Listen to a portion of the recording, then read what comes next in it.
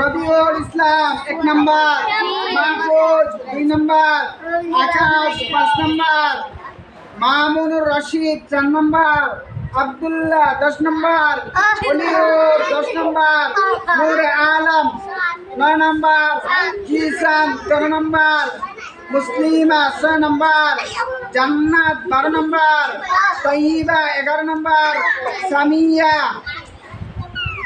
8 নম্বর, Nadia 7 নম্বর, আলেয়া 15 নম্বর, দুলাল 14 নম্বর,